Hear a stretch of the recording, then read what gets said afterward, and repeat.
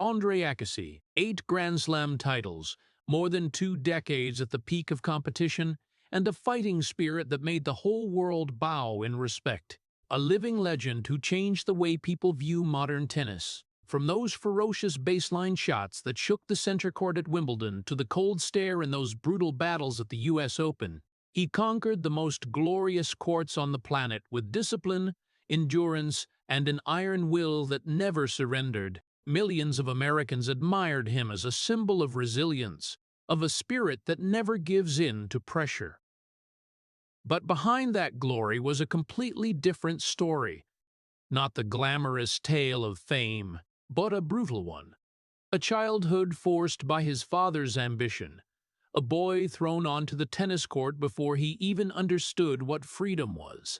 Long years of exhausting training under the scorching Las Vegas desert sun. The loneliness of a child forced to grow up too soon. The rebellious years when fame came too fast. The painful collapse when the world began to turn its back. And a secret that for many years Andre Agassi never dared to speak out loud. The truth that, deep in his heart, he hated the very sport that turned him into a legend. A truth that sounds like the cruel paradox of fate. How could one of the greatest tennis players of all time carry such a profound rejection of the very court that built his name? But that was the burden Andre Agassi carried his entire life. Because behind those silver trophies and roaring applause were the memories of a boy who was never given the chance to choose his own path. And now, as he passes age 55, when the stadium lights have faded into the distance and the crowd's cheers are only echoes in memory, a quiet question begins to emerge from the shadows of fame. What really happened to Andre Agassi after all those years of fighting, and what painful secret finally forced this champion to confess what the world had long quietly suspected? If the story about Andre Agassi just now made you think differently about a legend the whole world once admired, please hit subscribe to the channel so you don't miss the next part, where we will dive into the harsh childhood that shaped the man he became. The question about Andre Agassi's secret cannot be understood unless we go back to where it all began. Not on the Wimbledon courts, not under the bright lights of the US Open, but many years earlier, in the brutal heat of the Nevada desert, where a little boy who barely understood what childhood was got thrown into a dream that wasn't his own. That dream belonged to his father. Andre's father was Emmanuel Mike Agassi, a man carrying a history of failure, ambition, and an unquenchable thirst for victory. He was once an Olympic boxer representing Iran in the 1940s and 1950s. But Mike Agassi's life was not a story of lasting glory. His sporting dreams ended early, and like many men with too many unfulfilled ambitions, he began to believe his fate would be rewritten through his son. Mike Agassi was not a gentle father. He was not the type to sit down with his son and ask what the boy wanted to be when he grew up. In his world, that question didn't exist. The answer had already been decided. His son would become a champion, not a good tennis player, not a decent athlete, but the greatest. Even before Andre was tall enough to see over the net, a racket was placed in his hand. 3 years old, an age when most kids are still learning to tie their shoes, Andre Agassi stood on the tennis court behind the family home in Las Vegas, trying to return balls coming at him with a speed he could barely control. Mike Agassi believed in a simple but ruthless philosophy. If a child hits enough balls, eventually he will become a genius. And so he built a machine, a ball machine that Andre later called the Dragon. That machine never got tired. It showed no mercy. It did only one thing: fireballs, one after another, hour after hour, day after day. Andre stood there under the blazing desert sun, hitting balls until his arm trembled with exhaustion. The shots weren't always perfect. When they weren't, his father's voice would ring out from behind the court. Sharp, angry, unforgiving. A normal day in Andre Agassi's childhood was nothing like other kids' childhoods. No afternoons running around the streets. No long holidays filled with laughter. Instead, there were hours-long training sessions. Mike Agassi often set goals that even adult athletes would find terrifying. Thousands of shots per day. 2,000, 3,000, sometimes more. Each shot was a reminder that this boy had no right to stop. Sweat dripped down his forehead. His hands burned. Tears sometimes appeared, but they weren't always allowed to fall. Andre later admitted that the boy back then didn't really understand what was happening. He just knew his father wanted this, and in a child's world, a father's desire sometimes felt like a law of the universe. Unquestionable, unrefusable. So Andre kept hitting balls, kept running, kept training until the sunset painted the Las Vegas sky red. For many years, those sessions became the rhythm of his life. Day after day, year after year. But what the world didn't see was the emotion of the boy standing on that court. Andre Agassi didn't love tennis the way people thought. He didn't look at the racket with the joy of a child discovering a new game. He saw it as a duty, a burden, something he had to do because there was no other choice. When the adults around him talked about his natural talent, about the brilliant future he would have, the boy inside only felt one thing: pressure. Pressure not to disappoint his father. Pressure to keep hitting the next ball, and then the next one. There were days when Andre felt his body wanted to stop, his arm hurt, his legs ached. But the dragon machine kept firing balls, and his father's voice was still there, urging, demanding, unrelenting. In Andre's memory many years later, those afternoons on the backyard court didn't feel like training a champion. They felt like a test of will that a child not yet grown was forced to endure. The world would later see Andre Agassi's perfect shots and call it genius. But few knew that behind that perfection were millions of balls hit in silence, under the desert sun, by a boy who was never asked if he wanted to be there. And it was in those years, amid the sound of bouncing balls and the relentless hum of the ball machine, that a quiet emotion began to grow in Andre Agassi's heart. Not love for tennis, but a deep exhaustion, a silent rebellion. And one day, that emotion would become the painful secret he carried for the rest of his life. His father didn't just want his son to train hard. He wanted to create a system where stopping was almost impossible, so he built a machine, a simple but ruthless ball machine that Andre later called by a name that still gives people chills: the Dragon. That dragon never tired. It showed no pity, and once turned on, it did only one thing: fireballs, one after another. No stopping, no rest, no asking the boy on the other side of the net if he still had strength. The backyard of the Agassi family home in Las Vegas didn't look like a place for kids to play sports. It looked more like a discipline chamber. Those afternoons there usually started when the sun was still high in the desert sky and ended when the last light of day faded away.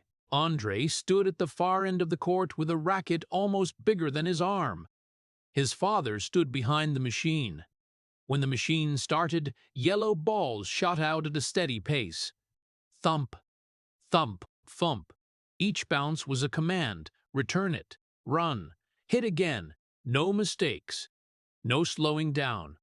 At first, Andre thought it was just a harder than usual game. But he quickly realized something else. Games can stop when the player is tired. Games can end when a child wants to rest. But the dragon didn't.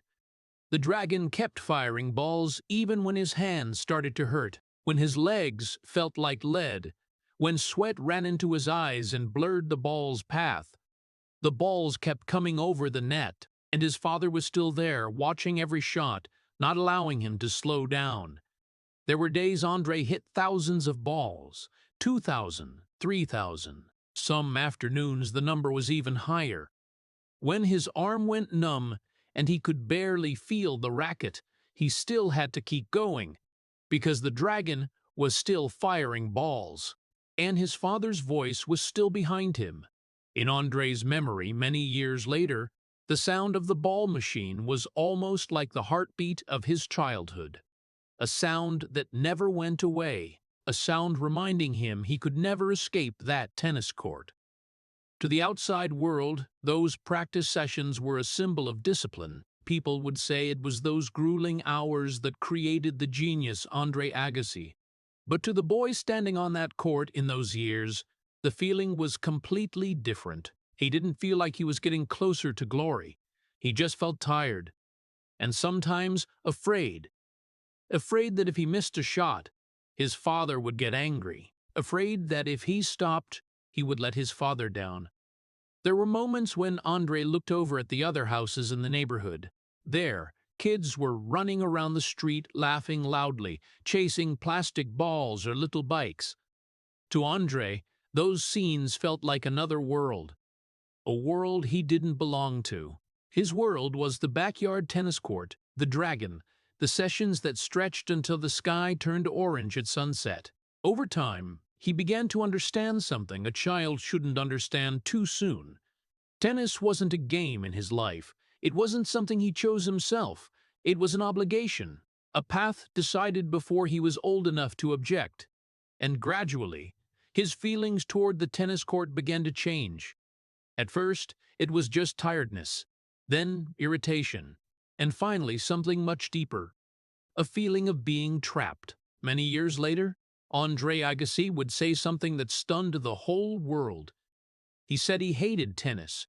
When people heard that, they thought it was an exaggeration from a legend looking back. But if you go back to those afternoons in the Las Vegas backyard, if you see the boy standing in front of the relentless dragon machine firing balls without pause, people would start to understand. Because in those years, tennis didn't bring him joy. It brought a feeling like an invisible cage. The dragon kept firing balls. The sun kept setting and rising the next day, and the boy Andre Agassi kept standing on the court, hitting each ball one by one, while inside his heart a thought was forming more and more clearly. Tennis wasn't freedom. Tennis was a prison he didn't yet know how to escape from. If those years next to the dragon machine were where Andre Agassi learned how to hit the ball, then his teenage years were where he learned a much deeper emotion, contradiction. Because as Andre grew up, the world began to see in him what his father had believed from the start. Talent. A talent that was almost impossible to deny. Andre's shots were faster, sharper, more precise than most kids his age. Adults started talking about him as a phenomenon, a prodigy, a future champion. But what they didn't see was what was happening inside that boy. On the outside, Andre Agassi was a budding tennis genius. On the inside, he was a child full of anger, a child who felt like he was living a life scripted by someone else. As he entered his teenage years, that contradiction became even more pronounced. Andre had become too good to just train in the backyard in Las Vegas. His father understood that. If his son was going to become a world champion, he had to be trained in the best place possible. So the family made a decision that changed his entire life. They sent Andre to the Nick Bollettieri Tennis Academy in Florida, one of the most grueling and famous tennis training centers in America. That place wasn't like any normal school. It was more like a factory producing athletes. Dozens of teenagers lived, studied, and trained with the single goal: becoming a professional tennis star. The man behind that academy was Nick Bollettieri, a legendary coach with an extraordinary eye for spotting genius. When he first saw Andre Agassi, he almost immediately understood that this boy was different. Andre's shots had a power and precision rarely seen at that age. He had lightning-fast reflexes and a natural confidence on the court. Bollettieri later recalled that he had never seen a boy hit the ball quite like Andre. In his eyes, this was a rough diamond, a talent that, if polished properly, could change the entire world of tennis.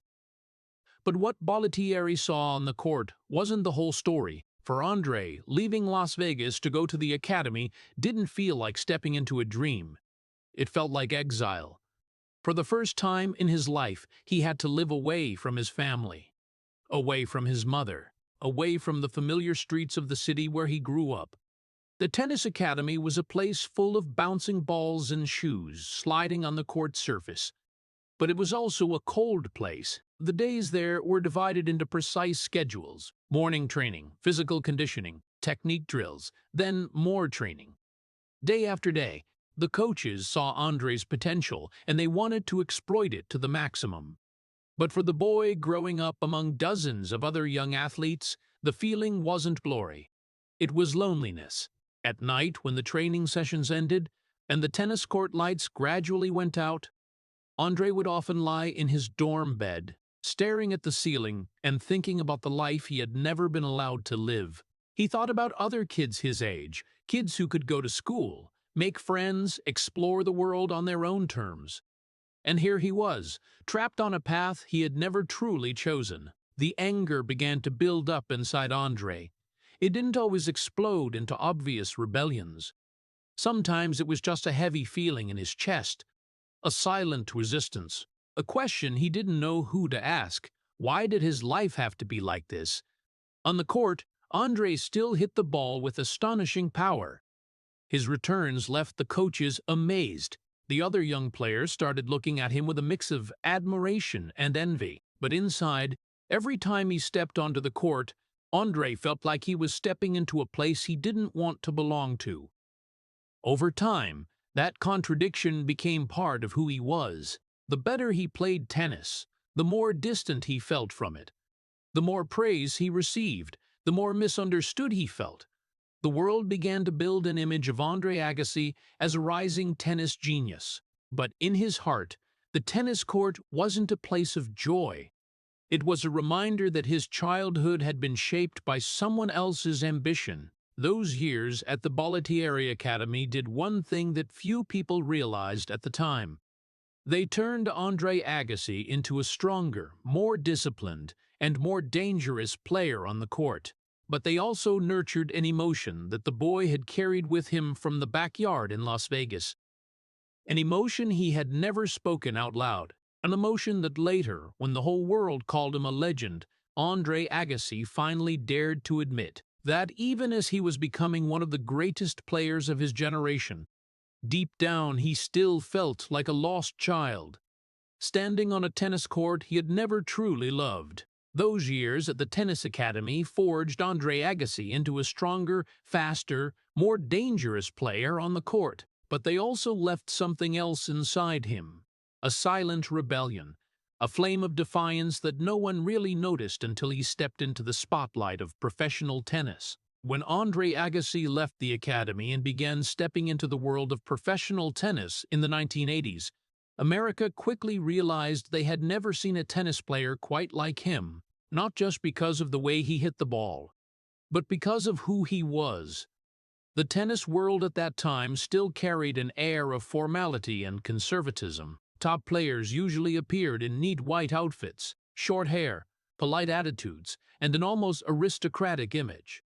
The tennis court was seen as a place of discipline, tradition, and decorum. But then Andre Agassi appeared, and in a short time he shattered all those molds. Agassi stepped onto the court with long hair flowing behind his head, an image completely different from traditional players. He wore bold denim tennis shorts, bright neon shirts, and headbands that made him look more like a rock star than an athlete. When he walked onto the court, young fans were instantly drawn in. To them, Andre Agassi wasn't just a tennis player. He was a symbol of a new generation. A generation that didn't want to follow old rules. A generation that wanted to turn tennis into something vibrant, powerful, and full of personality. But if young fans saw in Andre Agassi a fresh breeze, many in the traditional tennis establishment saw the complete opposite. To them, he was a rebel, a guy too confident, too loud, too different from the polite image tennis had once represented. Some commentators called him a tradition breaker. Some said his style was damaging to the sport's image. And in the early years of his career, Andre Agassi seemed not to care about those criticisms. On the court, he played with an intensity few could match. His baseline shots were like heavy hammers, fast and full of power. His returns stunned opponents. Even the most experienced players realized that this young guy with long hair and a rebellious style possessed a special weapon, something that couldn't be taught. Instinct, the combination of extraordinary talent and rebellious image, turned Andre Agassi into a phenomenon. Endorsement deals started pouring in. The media talked about him non-stop. Sports magazines put his picture on the cover. To the American public, Agassi wasn't just an athlete. He was a pop culture icon, a symbol of the 1980s changing the way people viewed tennis. But behind that image, behind the flashy clothes and confident smiles in front of the cameras, there was a truth few knew. Andre Agassi wasn't rebelling just to get attention. That rebellion was a form of resistance, a way for him to define himself in a world where, since childhood, everything had been decided for him. Those years in the Las Vegas backyard, the endless hours training with the Dragon Machine, the grueling sessions at the Bollettieri Academy, all of it was still inside him. It didn't disappear when he stepped onto the professional court. It just changed shape, the long hair, the rebellious outfits, the defiant attitude. All of it was Andre Agassi's way of telling the world that he was no longer the forced little boy from years ago. But deep in his heart, he still knew there was a part of his past he had never truly escaped. When the crowd cheered every time he stepped onto the court, when reporters called him the future of American tennis, Andre Agassi still carried that familiar feeling from childhood, the feeling that his life had been written out for him before he even understood who he was. And so, sometimes when standing under the blinding lights of the stadium, Andre Agassi didn't feel like a star. He felt like someone trying to run away from his own past, a young man trying to prove he could control his own life, even when deep down, he still didn't really know which path was truly his. Andre Agassi's rebellion quickly turned him into a name that America couldn't ignore. As the late 1980s gave way to the early 1990s, his image began appearing everywhere, on the biggest stadium courts in the world, on the covers of famous sports magazines, in high-priced advertising campaigns. To the public, Andre Agassi was no longer just a talented tennis player. He became a phenomenon, a cultural icon of modern tennis. Money started coming in fast. Big endorsement deals brought him millions of dollars. Sports brands competed to associate their names with his charismatic young player's image. Stadiums packed with fans every time he played. Television cameras always pointed at him. Kids started copying his style, from the long hair to the headbands and flashy outfits. To the outside world, Andre Agassi seemed to be living the life any athlete would dream of. On the court, he continued to prove that his talent wasn't just a fleeting phenomenon. His baseline shots became a nightmare for opponents. His return of serve forced many top players to change their tactics. Every tournament he entered became the center of attention, and then the titles started coming. Shiny trophies gleaming under the stadium lights. Victory moments when the entire crowd rose to applaud. But if you looked closely at Andre Agassi's face during those years, people could sometimes notice something strange. It wasn't always pure joy. When he lifted the trophy after a big win, a smile appeared on his lips. But his eyes sometimes carried an inexplicable, distant look, because for Andre Agassi, winning didn't bring the feeling people imagined. For many athletes, the moment of victory is the reward for all the effort and sacrifice. But for Agassi, each win often brought a very brief emotion. A moment of elation. A roar from the crowd. A few photos with the trophy.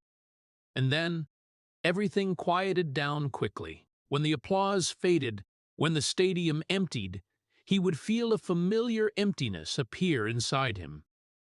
It was a feeling he didn't know how to explain, a feeling that everything he had just achieved didn't really fill something inside. While the world saw glory, Andre Agassi felt like he was running on a road with no end, one win leading to the next tournament, one title leading to the pressure to win another. No stopping point. No peace.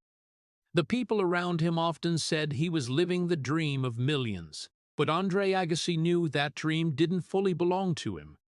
It was like a role he had learned to play really well. When he stepped onto the court, he was the star. When he stood in front of the cameras, he was the icon of American tennis. But when he was alone, when the noise of the outside world died down, he was still the boy who once stood in front of the Dragon machine in the Las Vegas backyard. That emptiness wasn't always obvious. Sometimes it was just a fleeting thought. But the more successful he became, the harder it was to ignore. Each victory raised a question Andre Agassi didn't want to face. If I've achieved all this, why do I still not feel happy? Those early years of fame also brought another kind of pressure: media attention. Every action scrutinized, every match analyzed.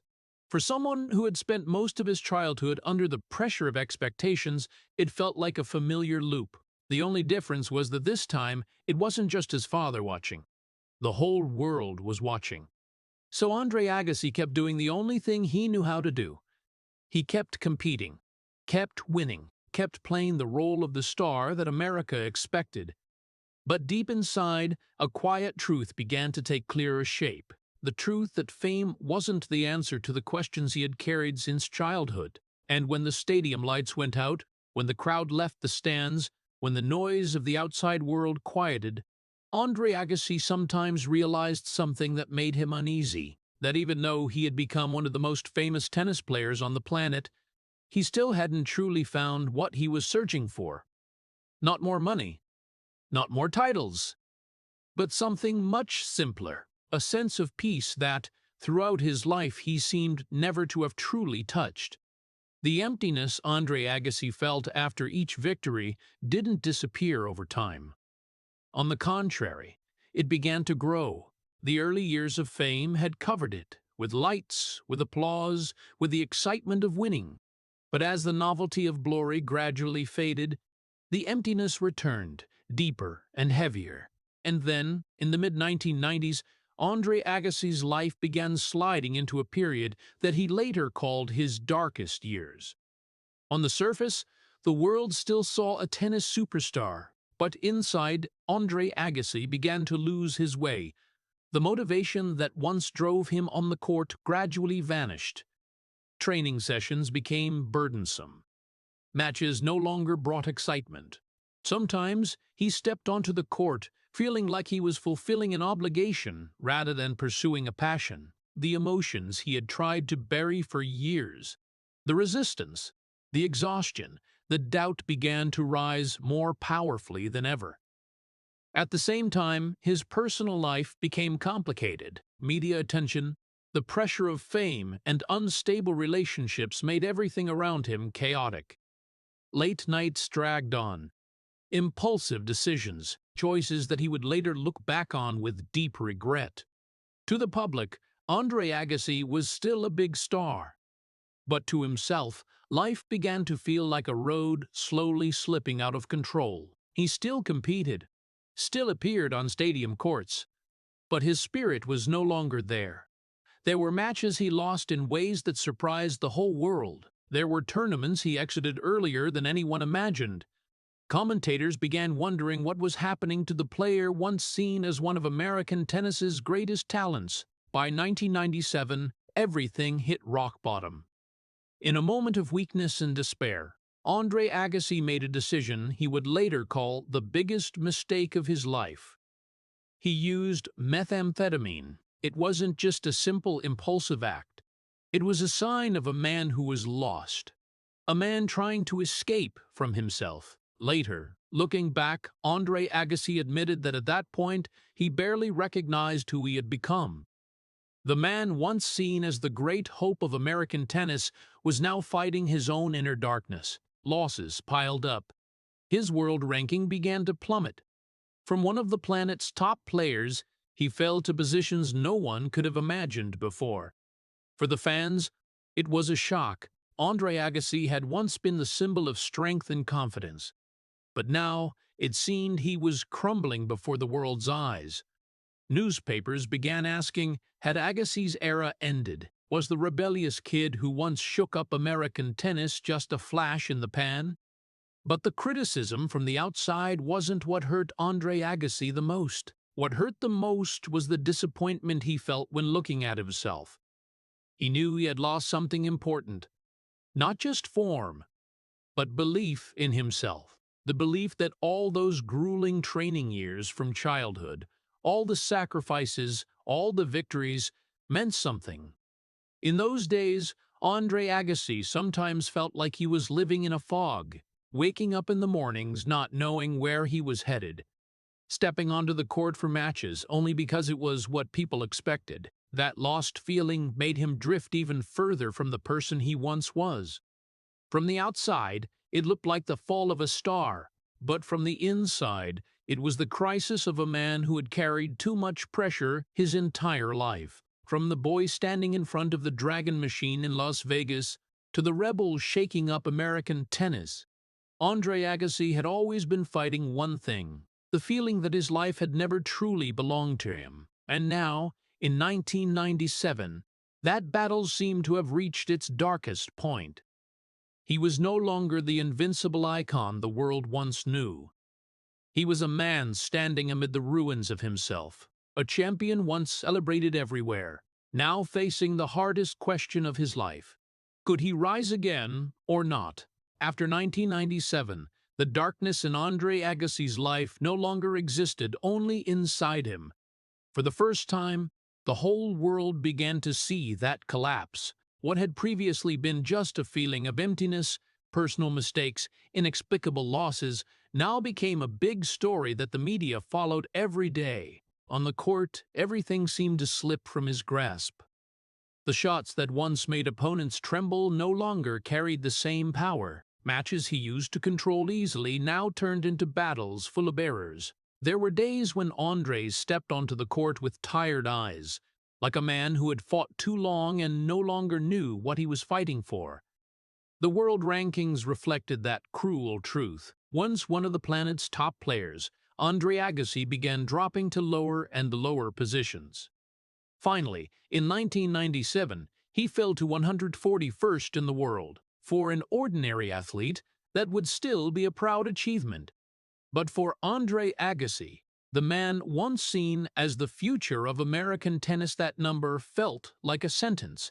Sports commentators began saying outright what many had only whispered before.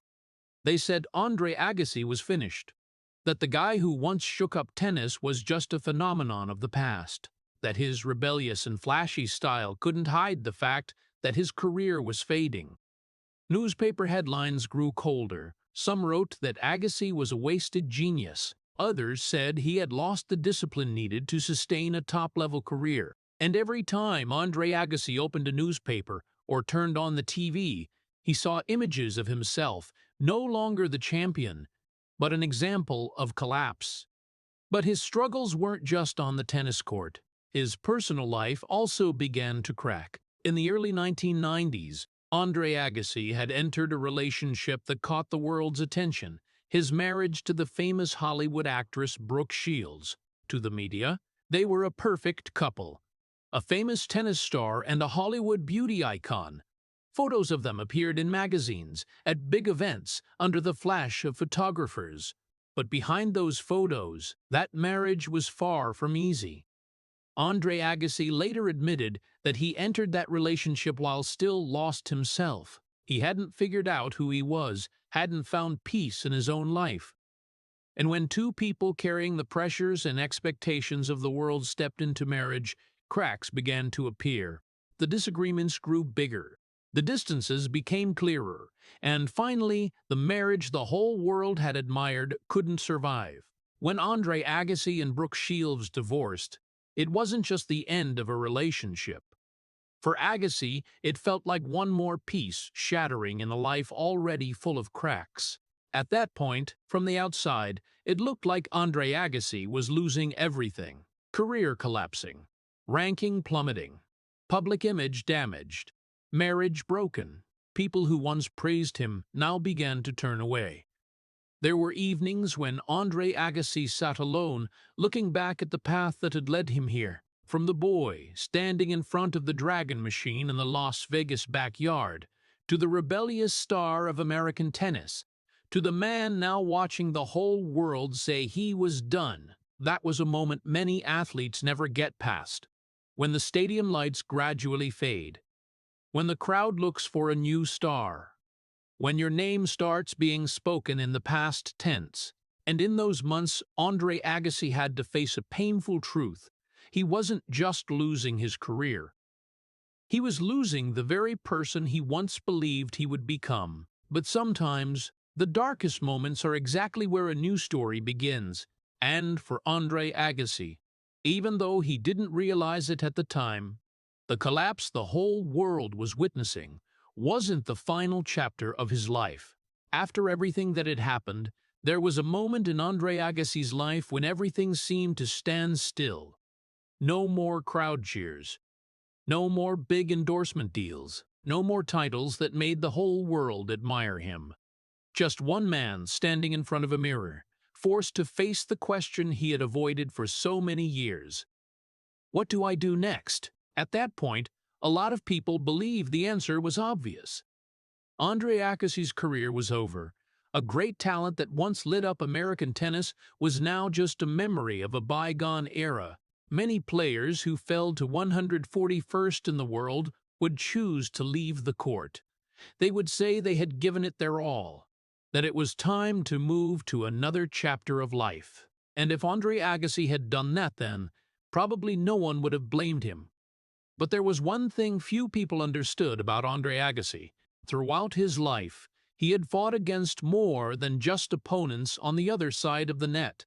He had fought against a harsh childhood, against the pressure from his father, against the feeling that tennis was a prison.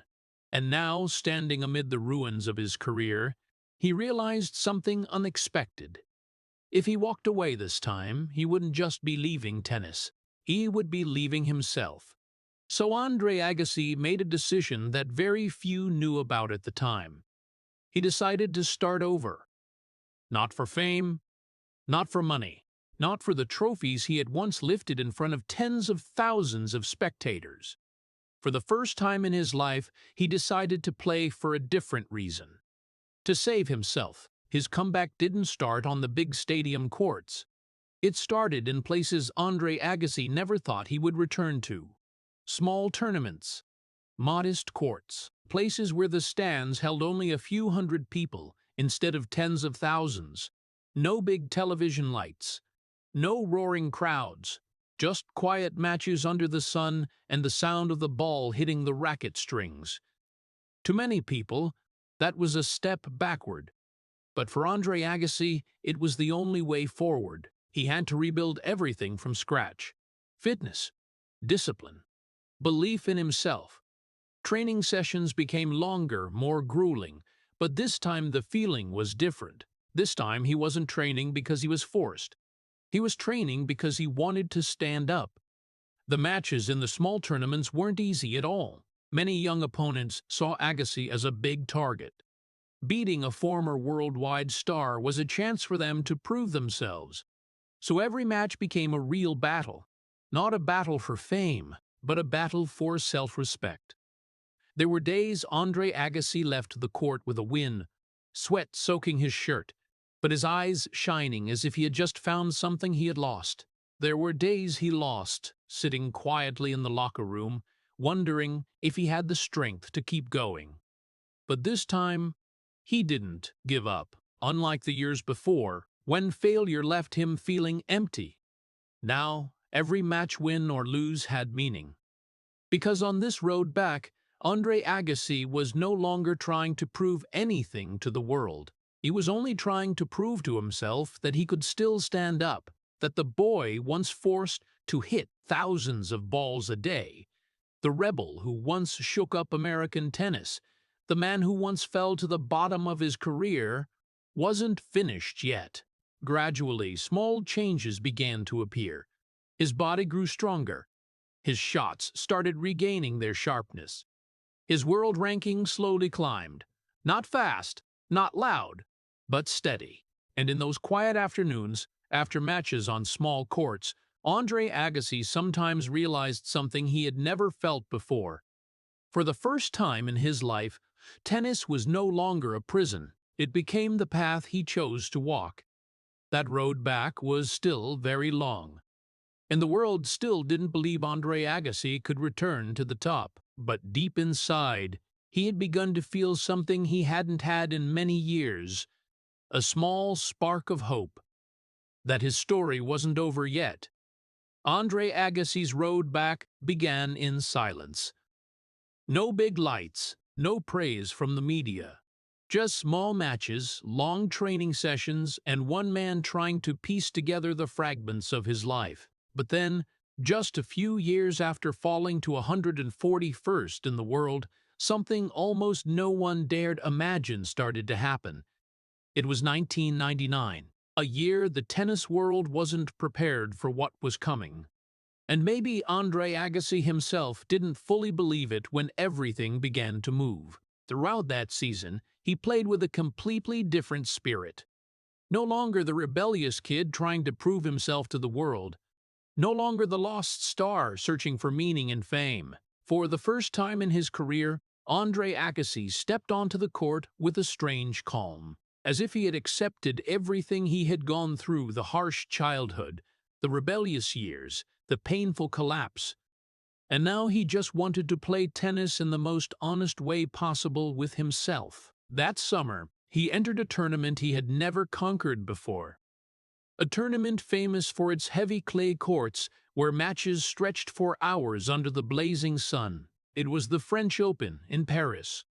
For many years, the clay courts of Roland Garros had always been a tough challenge for Andre Agassi. He had failed there before. He had left Paris feeling like that title might not be meant for him. But in 1999, something changed. Match after match, Agassi began playing with a patience he rarely showed before. The powerful baseline shots were still there, but now they came with astonishing control and calm. Every round was a long, tense battle, but he didn't crumble. Commentators started to take notice. The man once thought to be finished was advancing deep into the biggest clay court tournament. Each win made the story harder to believe. And then Andre Agassi stepped into the final. That final match felt like a symbol of his entire life.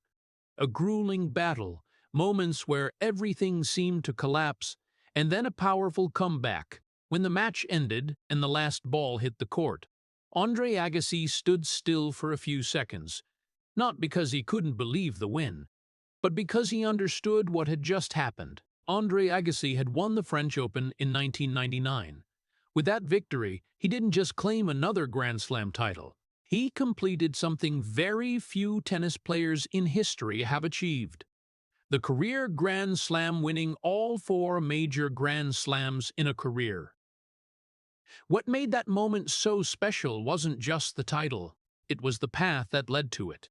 Just 2 years earlier, Andre Agassi had fallen to the bottom of his career, seen as a faded star, questioned by the media, questioned by himself, and now he stood on the center court of Roland Garros, holding a trophy many once thought he would never touch. The crowd rose to applaud, not just for the win, but for the story behind it. They knew they had just witnessed something rare in sports, a near-impossible comeback. Many journalists later called Andre Agassi's 1999 victory one of the greatest comebacks in sports history, not just because of the distance from 141st in the world to Grand Slam glory, but because of the inner journey behind it, because that win didn't just defeat the opponent across the net, it defeated his past. It defeated doubt. It defeated out the darkness that had once pulled Andre Agassi down in the years before. Standing on the court in Paris, lifting the French Open trophy under the summer sky of France, Andre Agassi probably felt something he hadn't felt in many years of his career. Not just the joy of victory, but the feeling that after all the pain, the mistakes, and the falls, he had finally found his way back to himself. The victory at Roland Garros in 1999 didn't just change Andre Agassi's career. It also changed the man himself. After years of living in the whirlwind of pressure, rebellion, mistakes, and collapse, he began to feel his life moving into a new chapter. Not a chapter of showmanship or fame, but one of maturity, and it was in that period that one person entered his life in a way he had never experienced before. That was Steffi Graf. To the tennis world, Steffi Graf was no stranger. She was one of the greatest players in history, a multiple Grand Slam champion, an icon of discipline and steely spirit on the court. But for Andre Agassi, what made Steffi Graf special wasn't the titles, it was the understanding. Throughout the years before, Andre Agassi had gone through many different relationships. Some came fast, shining under the media lights, then ended in exhaustion. Those relationships were often swept into the whirlwind of fame and public attention. But Steffi Graf was different. She understood tennis in a way very few could. She understood the feeling of standing alone on the court with tens of thousands watching. She understood the pressure of having to win when the whole world had expectations on you. And more importantly, she understood the loneliness that top athletes often carry behind the spotlight. When Andre Agassi and Steffi Graf began to grow closer, he realized something that surprised him. For the first time in his life, he didn't have to explain too much. She understood what he had been through with just a look or a short sentence. Not because she read about it in the papers, but because she had walked a similar path. Their conversations often didn't revolve around fame or victories. They talked about long days on the practice court, about the loneliness of leaving the stadium after a loss, about the pressures outsiders never see. And it was in those conversations that Andre Agassi began to feel something he had never had before: peace. Not the excitement of winning, not the fleeting joy of fame, but the simple feeling of being with someone who understood him, someone who didn't see him as a tennis icon, didn't see him as the rebellious star of the 1990s. She saw him as a person. Their feelings grew over time. Not loud, not flashy, not like the love stories the media usually loved to exploit. It developed slowly, like two people who had been through enough ups and downs to understand that the most enduring things in life often come quietly. In 2001, Andre Agassi and Steffi Graf decided to get married. Their wedding wasn't a glamorous Hollywood event. It was simple, almost private. That reflected who they were at the time. After all those years living under the lights, both understood that the most precious thing wasn't the world's attention, but the life they built together. After marriage, family gradually became the center of Andre Agassi's life. Their home wasn't like the lavish mansions often associated with sports stars. It was a place of quiet evenings, family meals, simple laughter that Andre Agassi had lacked for so many years of his youth. When their children were born, Andre Agassi began to see the world in a different way. He no longer measured life by the number of titles or wins. He started to see the value in small moments, taking the kids to school, playing in the backyard, or simply sitting with his family in the evening. Perhaps for the first time in his life, Andre Agassi felt he no longer had to run. No need to run from the past. No need to chase the world's expectations. Because, besides Steffi Graf and his family, he had finally found what he hadn't known how to name for so many years: peace. The peace that Andre Agassi found in family life didn't mean the battle on the tennis court was over. On the contrary, as he entered the final years of his career, he faced another challenge, one that no tennis player can escape: time. Throughout many years at the peak of competition, Andre Agassi's body had endured tremendous pressure. Thousands of hours of training, hundreds of matches stretching for hours under blazing sun, constant sprints on hard courts. All of it gradually left its mark, and then one day his body began to rebel. The most serious issue was his back. Andre Agassi started suffering from chronic back pain, a dull but persistent ache. At first, it only appeared after long matches, a tightness in his lower back when he woke up in the morning. But over time, the pain became more frequent.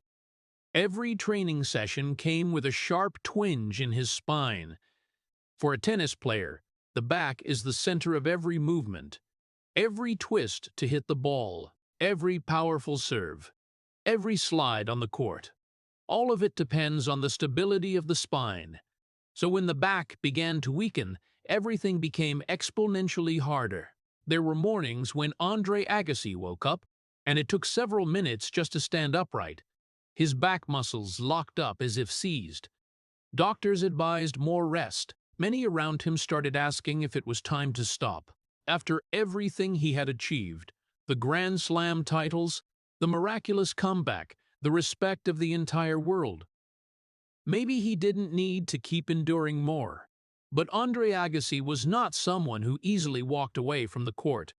Every time he stepped into the locker room before a match, he could clearly feel his body was no longer the same. Warm-ups took longer. Stretching routines stretched out further. And sometimes, before walking onto the court, he had to take painkillers just to be able to compete. Yet when the match began, something familiar returned. Focus, the fighting spirit, the refusal to give up. His shots were still sharp. His returns still caught opponents off guard. The audience saw an experienced player, a champion still competing at an age when many others had retired. But few knew that behind every match was a huge price. After leaving the court, the pain often returned even stronger. There were days Andre Agassi had to lie down for hours just to let his back relax. There were long flights to the next tournament where he could barely find a comfortable sitting position. His body was sending a very clear message. Time was no longer on his side. Even so, Andre Agassi kept competing. Not because he needed more titles, not because he needed to prove anything to the world. This time, the reason was different from every previous phase of his life. He was playing because of the love he had finally learned for tennis. The most ironic thing in Andre Agassi's story is this. The boy who once hated the sport, the man who once felt tennis was a prison, now didn't want to leave it, because on that long road full of pain and twists, tennis had finally become a true part of who he was. Every time he stepped onto the court in those final years, Andre Agassi knew it might be one of his last matches. But instead of fear, he learned to cherish every moment. The sound of the ball hitting the racket, the crowd's applause, the stadium lights during a night match. Things he once saw as pressure had now become precious memories. And so, even as his body grew more painful, even as every run on the court became harder, Andre Agassi kept playing. Because he knew that one day his body would force him to stop, but until that day came, he wanted to savor every remaining second on the tennis court, the place that had once been the prison of his childhood, and ultimately became the stage for redemption and maturity in his life. The final years of Andre Agassi's career passed in a mix of gratitude and physical pain. Every match felt like a battle not just against the opponent across the net, but against his own body. The chronic back pain grew increasingly severe. There were mornings when it took him minutes just to get out of bed, but even so, he kept competing. Not to prove anything to the world anymore, but because he knew his time on the tennis court was gradually coming to an end, and then the moment he had always known would come finally arrived. It was 2006. Andre Agassi entered the tournament that had long been a special part of his life, the U.S. Open in New York. This place wasn't just a tennis court. For Agassi, it was where he had won, lost, cried, and risen again. Where American fans had always given him a special affection. But this time, everything was different. Right from the start of the tournament, Andre Agassi announced that this would be his final tournament as a professional. The news spread across the sports world. Fans understood they were witnessing the last days of one of the greatest tennis players America had ever produced. Throughout the tournament, every match Agassi played carried a special atmosphere. Fans came to the stadium not just to watch tennis. They came to say goodbye. Every time he stepped onto the court, the applause lasted longer than usual. People stood when he appeared, as if they wanted to remember every last moment of the man who had been tied to American tennis for 2 decades. Agassi played with everything he had left in his body. Every shot carried the experience of thousands of matches. But everyone knew this battle wasn't just on the scoreboard. It was in every step he ran, every time he tried to twist, despite the sharp pain in his back. Finally, after an emotional match, Andre Agassi left the court for the last time as a professional player. When the match ended, he stood in the middle of Arthur Ashe Stadium, looking around at the stands where tens of thousands were on their feet applauding. The applause didn't stop. It went on, longer than any match. The entire stadium seemed to understand they were witnessing a historic moment, not just the end of a career, but the end of a long journey full of pain, rebellion, mistakes, and redemption. When Andre Agassi took the microphone to say goodbye, the stadium gradually grew quiet. No more crowd noise, no more cheers typical of a tennis match, just a solemn silence. In his speech, Agassi didn't talk much about victories. He didn't talk about titles. Instead, he spoke about the path that had led him here. He spoke about the difficult years, about the people who helped him stand up, and especially, he spoke about the fans, those who had always been there, both when he was at the top and when he fell to the bottom of his career. He said that throughout his life he had learned one thing, that in sports, as in life, the most important thing isn't how many times you win, it's how you get back up after you fall. When he finished speaking, the crowd in Arthur Ashe Stadium rose once more. Thousands applauded. Many wiped tears, not because they had just witnessed a defeat, but because they had just witnessed the end of a story they had followed for many years. Andre Agassi left the tennis court that night not as a defeated player. He left as a man who had completed his journey. A boy once forced to hit thousands of balls a day. A rebel who changed tennis. A star who once collapsed before the world's eyes. And finally, a champion who learned how to rise again. When Andre Agassi crossed the court line for the last time that night in New York, all of America seemed to understand they had just said goodbye to a legend. But at the same time, they also understood that his story, the story of falling and rising, would be told long after the applause in the stadium had faded. After that emotional farewell night at the U.S. Open in 2006, Andre Agassi left the tennis court not just as a sports legend. He left as a man who had finally completed a long journey that, for much of his life, he didn't truly understand. In the many years after retirement, Agassi lived a quieter life. No more constant flights from one tournament to another. No more tense press conferences. No more mornings waking up with an aching body before stepping onto the court. But there was one thing he still carried with him, a truth that for many years he had never fully spoken to the world. In 2009, Andre Agassi decided to tell his story in the most honest way possible. He wrote his famous autobiography, Open, a book that, upon release, stunned the entire sports world. Not because it praised victories, not because it recounted familiar, glorious moments, but because of its rare candor. In that book, Andre Agassi said something few could have imagined. He admitted that for most of his life he hated tennis.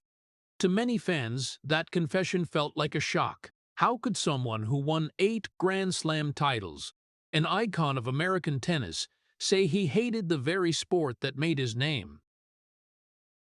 But for Andre Agassi, it wasn't a shocking statement. It was the truth he had carried since he was a child. In the pages of his book, he recounted his childhood in Las Vegas. The hours-long training sessions with the Dragon Machine, the fear every time he missed a ball. The pressure from a father who believed his son had to become the greatest tennis player in the world.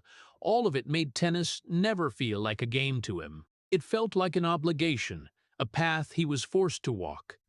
So when Andre Agassi wrote that he hated tennis, he wasn't talking about the matches or the trophies. He was talking about the years he felt he had no right to choose. He was talking about the feeling of a child forced to grow up too fast, in a world where everyone around him saw only his talent, not the fear inside. But what made the book open so special wasn't just that confession, because in those same pages, Andre Agassi also said something else, something that seemed contradictory but reflected his entire life. He said that even though he hated tennis for many years, tennis was ultimately what saved his life. If not for tennis, the boy in Las Vegas might have followed the path of many childhood friends, people who later got into trouble or lost their way in life. If not for tennis, the rebellious kid of the 1980s might have sunk deeper into his mistakes. And if not for tennis, the man who fell to 141st in the world might never have found his way back. Tennis was the prison of his childhood, but it was also the path that helped him escape himself. It was on the tennis court that Andre Agassi learned how to rise after failure. It was on the tennis court that he learned mistakes weren't the end. And it was on the tennis court that he finally found what he thought he had lost for so many years: maturity. When Open was published, many fans said they saw Andre Agassi in a different way. Not just as a champion, but as a human being who dared to tell his story honestly, even when that truth wasn't perfect. And perhaps that's what makes Andre Agassi special in sports history. Not just for the titles he won, not just for the miraculous comeback in 1999, but because finally, after all those years fighting his past, his pressure, and himself, he dared to speak the truth the whole world had long suspected. That sometimes the very things we hate the most are the things that save us. After his autobiography Open came out, the world no longer saw Andre Agassi only as a tennis legend. They saw a human being who dared to recount his story with all its cracks, mistakes, and pains that the stadium lights had once hidden. And in a strange way, that made him greater. Because when Andre Agassi turned 55, his story no longer revolved around trophies, no longer around rankings or Grand Slam finals. The most important chapters of his life were now being written in places very different from the tennis court. After leaving professional tennis, Agassi didn't disappear from public life, but he also didn't seek to return to the spotlight like many other stars. Instead, he devoted most of his time to a mission he believed was more important than any title. That was his work with the Andre Agassi Foundation for Education. This charitable foundation was founded by Agassi with a simple but powerful goal: to help poor children have the opportunity to learn and change their lives. For Andre Agassi, education wasn't just a nice slogan, it was something he believed could change a person's destiny. Perhaps that belief came from his own childhood. The boy in Las Vegas once lived in a world where everything revolved around tennis. School was only a small part of a life full of pressure. And looking back, Agassi realized that many children out there were growing up in circumstances far more difficult. So he decided to use his fame and resources to build a different path for them, a path they could choose. Through his foundation, Agassi helped build education programs, schools, and scholarships for disadvantaged communities. Many children in Las Vegas and elsewhere got the chance to study in better environments thanks to those efforts. And every time he talked about this work, Andre Agassi had a very special perspective. He didn't see it as charity. He saw it as responsibility. Because deep down he understood that if his life had taken a different turn when he was young, he might not be standing here today. When looking back at Andre Agassi's entire journey, what makes his story special isn't just the wins on the tennis court. It's the inner journey he went through. A boy who once hated the sport he had to play. A rebel trying to break every rule.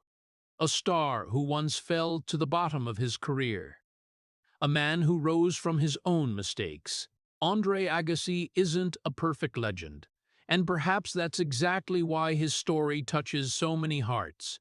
Because ultimately, the greatest thing in his life wasn't the 8 Grand Slam titles. It wasn't the wins in front of tens of thousands of spectators. It was that he learned how to face himself.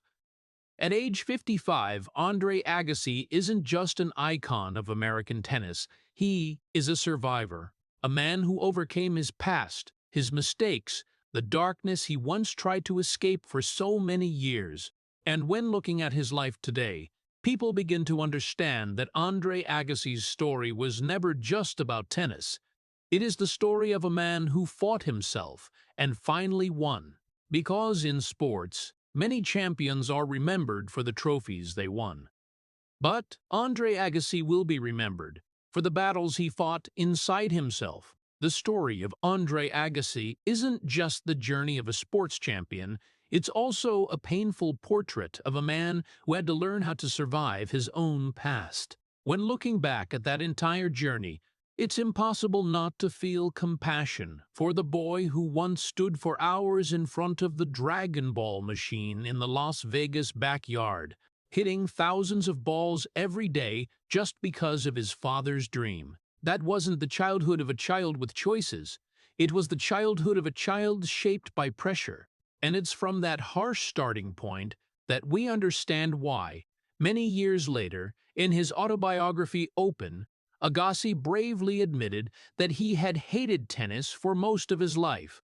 What makes this story so moving isn't just that he once fell to 141st in the world, or the dark years of 1997 when he lost his way in mistakes and despair. What earns him respect is that he rose from those very ruins, fought again from small courts with few spectators, and then achieved the unimaginable by winning the French Open in 1999 to complete the career Grand Slam. For the American people, this story reflects a very familiar value in American culture: redemption, and the ability to start over. Agassi isn't perfect, but he is proof that a person can overcome their past, turn pain into strength, and use their success to help others, just as he built the Andre Agassi Foundation for Education for Poor Children. The biggest lesson from his life is perhaps very simple but profound.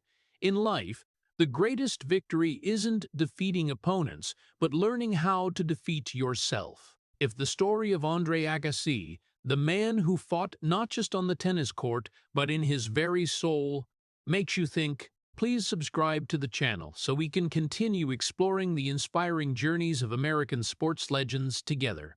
Thank you for listening to the end of the story, and see you in the next video, where another life with astonishing challenges and triumphs is waiting to be told.